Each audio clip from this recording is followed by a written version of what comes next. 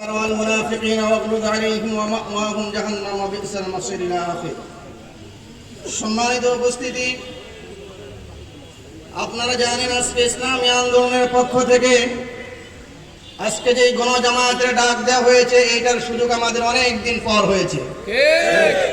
এরকম কোনো সুযোগ আমাদের ছিল না যে আমরা মানুষদেরকে কোরআন এবং হাদিসের কথা প্রকাশ্য দিবলকে সুন্দরভাবে হৃদয় খুলে বলবো। কিন্তু আল্লাহ পাক রব্বুল আলামিন দেখেন এমন করে সুযোগ করে দিয়েছে, এখন আর কেউ আমাদেরকে বাধা দেওয়ার মতো নাই। এই বাংলাদেশের বুকে বাংলাদেশের সংসদে বসে থেকে তারা রুল জারি করতে চেয়েছিল, সংসদ থেকে নাকি রাষ্ট্র ধর্ম ইসলাম উঠাই দেবে। মনে আছে আপনাদের? সংসদ থেকে রাষ্ট্র ধর্ম ইসলাম উঠাই দেবে, বিসমিল্লাহ উঠাই দেবে। আজকে তারা কোথায়? আজকে তারা কিন্তু ঠিকই ময়দান থেকে বের হয়ে গেছে, আমরা কিন্তু আছি। এই দুনিয়াতে যতদিন পর্যন্ত দুনিয়া টিকে আছে, এতদিন পর্যন্ত টুপিওয়ালা দাড়িওয়ালা থাকবে, এতদিন পর্যন্ত ইসলাম থাকবে। আর ইসলাম ওয়ালারা ইসলামের ঝান্ডা কায়েমের ঝান্ডা উঁচাও করবে ইনশাআল্লাহ।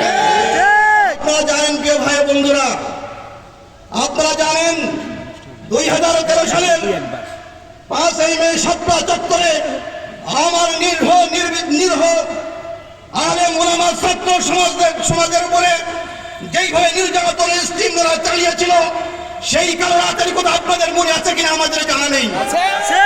কম নিরস্ত্র সাধারণ মুসল্লিদের উপরে নির্বিচারে গুলি করেছিল এবং তাদেরকে হত্যা করেছিল।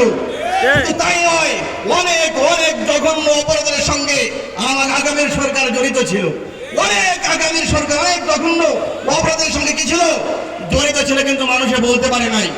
যখন বৈষম্য বিরোধী ছাত্র আন্দোলনে ছাত্ররা ডাক দিল, এক ঝাঁক তরুণ যখন ডাক দিল, তখন আপনারা খেয়াল করেছেন কিনা জানি না, বাংলাদেশ বিশ্বের পশ্চিম থেকে পূর্ব পর্যন্ত, উত্তর থেকে দক্ষিণ পর্যন্ত সকল শ্রেণীর পেশাজীবীর মানুষরা তখন তাদের ডাকে সাড়া দিয়েছিল।